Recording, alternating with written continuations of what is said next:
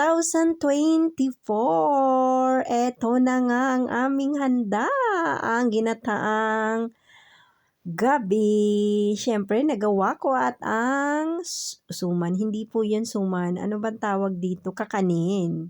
And then yung itlog, yung aming pika-pika na ubas at saka keso na may chorizo. And then, ubas, noises, at ito naman yung dorada, yung malaking isda, guys, na pinaksiw ko, at yung embutido, at saka yung rolitos, at saka yung gambas, at saka yung alimango. Diba? Na napakasarap naman talaga. At mayroon dyan fried chicken, rice, and then yung mejillones.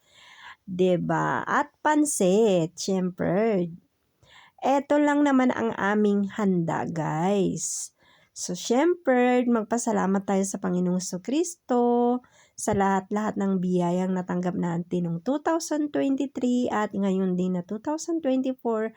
Sana po ay pagpalain tayo at bigyan pa tayo ng malakas na pangangatawan, pag-iisip, at magandang trabaho. At syempre, yung mga halubilo natin ng mga tao na sana ay sila yung mga taong mababait. 'Di ba? At iiwas tayo sa masasamang tao, masasamang loob, sakuna, sakit, at pinaka-importante syempre yung ating kalusugan kasama ng ating mga mahal sa buhay, mga nanay, tatay, lola at lolo, mga kapatid, at syempre mga anak, mga pinsan, mga pamangkin, mga tiyo at tiya, at syempre mga kaibigan natin, mga kapitbahay at ang mga trabaho natin. Yun ang pinaka-importante. At yung mga partner ninyo rin, syempre, yung mga asa-asawa ninyo, boyfriend man yan o kung ano pa man yan, girlfriend o boyfriend, okay? Basta, masaya tayo, tanggapin natin ang 2023 na bukal sa loob natin.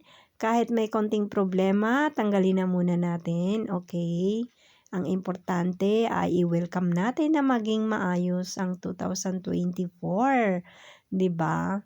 So guys, ito lang naman ang aming anik-anik ng araw ng 31 to Dia 1. Siyempre New Year ang pinaghahandaan namin dito, ang aming hinihintay, siyempre. At eto na nga, at pagkatapos namin magtumar ng ubas, ay syempre kainan na, 'di ba? Yan lang naman. At saka gumawa din ako ng mga pastry, guys. Yan, yung leche flan, and then yung palitaw na bigay ng aking kapatid, and then yung aming ube. Yun. At saka yung ¿cómo se llamaba, Nixon, comida de Mexicano? At meron din kami nachos, guys. Nako, guys, pasensya na kayo kasi tinanong ko muna yung anak ko habang nagbo-voice over. Nakalimutan ko yung nachos. Nandoon, nakita nyo naman, 'di ba? So, eto lang ang aming anik-anik. At syempre, eto na nga. At nakita nyo naman, nanonood kami ng TV dahil dito kami maghihintay ng live doon sa Seoul. Kasi doon ginaganap yung relo na malaki, guys. Magtating-ting-ting yun ng 12. Bawat isang bagting ay kakain ka ng ubas. Hanggang sa maubos mo yung 12 pieces na ubas. Matapos yun, ay mag-wish ka, syempre, para matupad yung ating hinihiling. Hindi naman na ibig sabihin ay hindi na tayo magtatrabaho kapag hiningi natin yung lahat ng mga wishes natin na magaganda, 'di ba? Ang importante ay magtrabaho tayo para marami pa tayong biyayang matatanggap. Ang importante po yun. At syempre, lagi ko nga sinasabi sa inyo na kapag lalabas ng bahay, dalhin nyo pa rin si Mr. at si Miss Pasensya para buhay ay laging masaya at ingat po kayo lagi. At syempre, kapag meron kayong agam-agam sa buhay, kailangan tayo manalangin sa Panginoon sa Kristo. At hingi natin lahat ng ating mga agam-agam, okay? O problema man yan.